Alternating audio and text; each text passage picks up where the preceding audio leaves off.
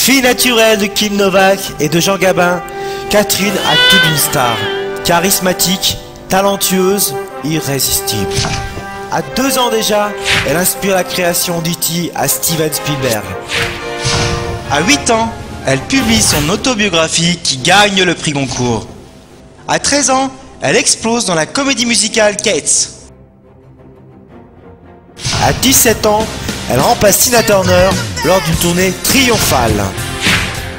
Grand reporter à 20 ans, elle couvre le festival de Cannes et devient l'amie des stars qu'il appelle affectueusement Super Cathy. Plus rien ne l'arrête. À 25 ans, elle crée sa boîte de communication. Redoutable femme d'affaires, Citizen Catherine devient l'une des consultantes les plus courues de Paris. Mais à 30 ans, elle abandonne tout pour embrasser la vie d'artiste.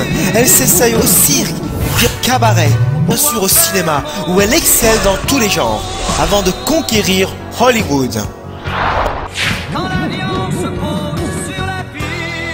En 2002 enfin, c'est la consécration. Un César, un Oscar, un prix Nobel. Non, elle entre dans le sein des saints et devient chroniqueuse chez Christine Bravo.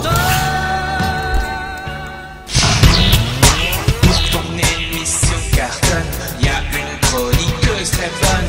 Il s'agit de Catherine C'est ma Sandner. copine Catherine Sandner, Alsace-Lorraine.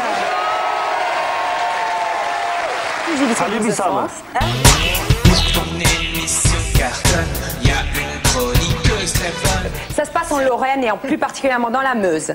Si vous trouvez une taupe, sans la chercher, c'est très important. Si vous trouvez une taupe, il faut la tuer, lui couper le museau et les pattes, les mettre dans un petit sachet et l'accrocher au cou d'un enfant. Et ça lui évitera d'avoir mal. 8 mois, il va puer la taupe. Il faut ce qu'il faut, mais en même temps, il aura pas mal. Mais Catherine, tu te rends compte de ce que tu vas faire? Pour ton émission cartonne, y a une chroniqueuse très bonne. On commence par une petite devinette. C'est quoi ce bloc de béton? Un gymnase, une piscine ou une église? Pour vos téléspectateurs, un indice s'affiche sur votre écran. Et oui, c'est une église. Mais devinez maintenant ce que l'on fait derrière l'église. Devinez. Non, vous ne rêvez pas, c'est de la publicité. Bon, ok, le mieux pour savoir si ça marche la pub sur les murs de l'église, c'est d'essayer. Voilà Christine, normalement une pub comme ça coûte 7 000 € à l'année. Et ben avec moi, c'est gratuit. Alors, qu'est-ce qu'on dit? Merci Catherine. Pour ton émission cartonne, y a une chroniqueuse très bonne. Hop là, c'est l'heure d'aller chercher mon sapin. Vous saviez que c'est en Alsace qu'est née la tradition du sapin de Noël? Et on va chez Monsieur Heiberger, producteur de sapin. Elle arrive avec une hache. C'est pour toi. Elle me fait Le peur. sapin. Patrick, vous allez me dire à quoi sert un sapin si on n'a pas les boules. Je suis pas là. Pour ton émission cartonne, y a une chroniqueuse très bonne. Nous, on chante pas dans la rue, on chante pas sous la douche, on n'a pas envie de se faire remarquer par les voisins, on n'a pas envie de passer pour des fous, enfin sauf moi, mais bon, d'habitude. Oh, Catherine.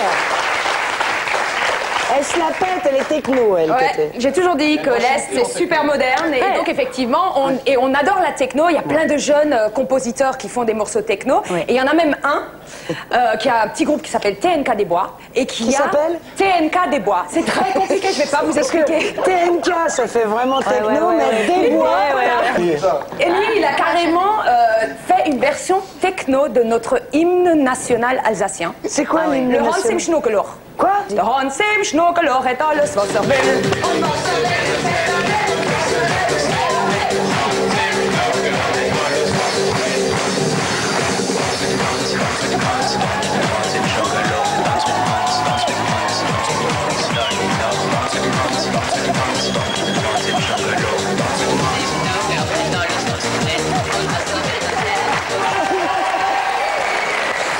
Alors là, Ah oui.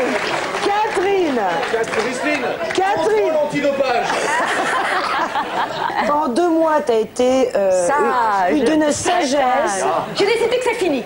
Qu'est-ce qui t'est arrivé, là? Ben, c'est le Hans, c'est la techno alsacienne, ça déchire grave. Bravo, Catherine.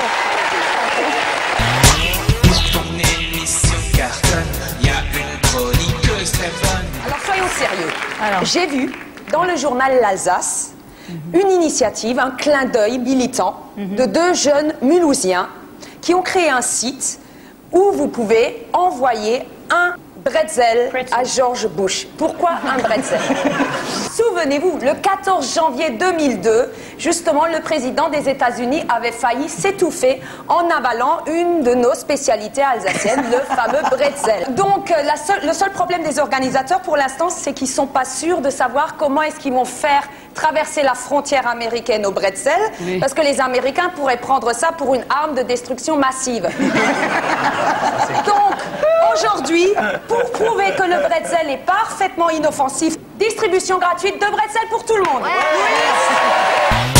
Pour ton émission cartonne, il y a une chroniqueuse très bonne. Nous, on n'a peut-être pas le 2 en 1 comme en Corse, mais on a mieux, puisqu'on a trouvé un moyen de faire du ski toute l'année, même quand il n'y a pas de neige. Et ça s'appelle le ski sur herbe. Oui, mais pourquoi, en fait, pourquoi c'est moi qui le fais? C'est pas toi, c'est ta rubrique, après tout. Ah oui, ben ça, j'ai oublié un petit détail, excusez-moi, c'est que j'attends un bébé. C'est pas vrai. Et tu l'annonces comme ça à la France entière. Voilà.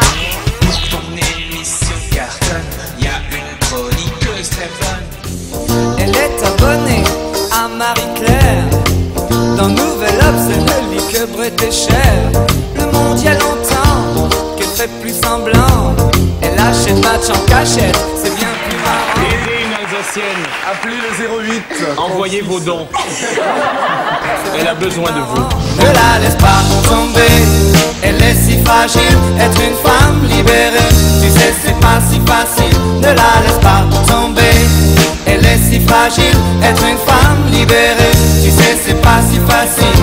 Ne la laisse pas tomber, elle est si fragile. Être une femme libérée, tu sais c'est pas si facile. Ne la laisse pas tomber, elle est si fragile. Être une femme libérée, tu sais c'est pas si facile. Elle achète match en cachette, c'est bien plus marrant. Ne la laisse pas tomber, elle est si fragile. Être une femme libérée, tu sais c'est pas si facile. Ne la laisse pas tomber, elle est si fragile. Être une femme libérée, tu sais c'est pas si facile. La suite des folles aventures de Catherine, bientôt en librairie dans le roman Juliette fait de la télé, à paraître aux éditions Stock.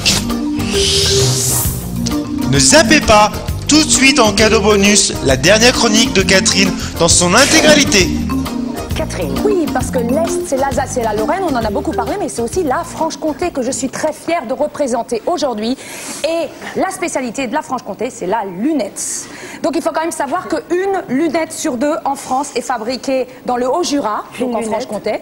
Voilà, ça c'est une lunette. Et alors pourquoi dans le Haut-Jura? Oui, pourquoi? Oui, Eh bien parce qu'au XVIIIe siècle, un certain Pierre-Hyacinthe Cazeux de Moret a eu l'idée de remplacer le clou qui servait à relier les deux verres de la lunette par un fil métallique beaucoup plus solide. Et donc ça a donné des idées à d'autres industriels et de fil en aiguille, ils se sont tous installés dans la région.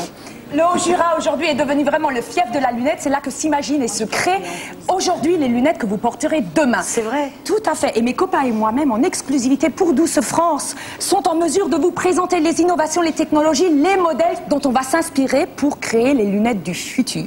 Donc on va commencer par exemple avec cette magnifique lunette que je porte. Qu'est-ce qu'elle a de spécial? Normale, celle-là. Elle a l'air normale. Eh bien on va voir qu'elle n'est pas normale parce qu'elle a une petite caméra incorporée. Regardez les barcodes. Vous allez avoir un magnifique gros plan sur vous, si tout va bien.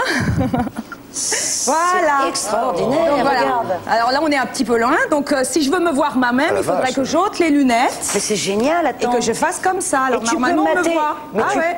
tu peux filmer n'importe quoi avec Ah ouais, ça. je peux filmer n'importe quoi. Je peux faire un gros plan sur les magnifiques lunettes de Thomas, par exemple. Thomas, mets tes lunettes. Voilà, regardez comme elles sont jolies, les lunettes de Thomas. Ça, c'est les lunettes Chamallow. La petite histoire, c'est que ça a été commandé par Bono de U2, qui voulait avoir un film de son public en même temps que lui jouait, c'est-à-dire d'avoir exactement la même vision. Et c'est ça qui a donné l'idée. Donc ça, c'est la technologie la plus avancée, mais sinon, on a tout un autre tas de lunettes qui vont vraiment être les lunettes du futur, celles que vous allez voir dans les magasins dans les années à venir. Par exemple, celle-là, regardez, elle est toute plate. Vous faites comme ça, je vais la mettre devant moi, comme ça on la voit bien. Voilà, on tourne et hop. Extraordinaire. Pas mal. C'est bien. Voilà, on refait, et voilà.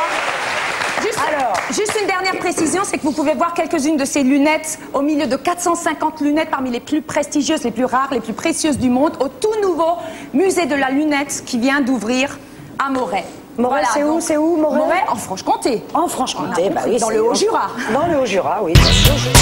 Pour ton émission cartonne, y a une chroniqueuse très bonne. Il s'agit de Catherine Sanzer, notre star interplanétaire. Sur le plateau, elle déchire, la concurrence peut frémir. Avec elle, c'est la folie, l'audimat est garanti. Pour ton émission cartonne, y a une chroniqueuse très bonne. Il s'agit de Catherine Sanzer, notre star interplanétaire. Maintenant elle sort un bouquin, elle s'est faite écrivain. Avec elle c'est la folie, le best-seller garanti.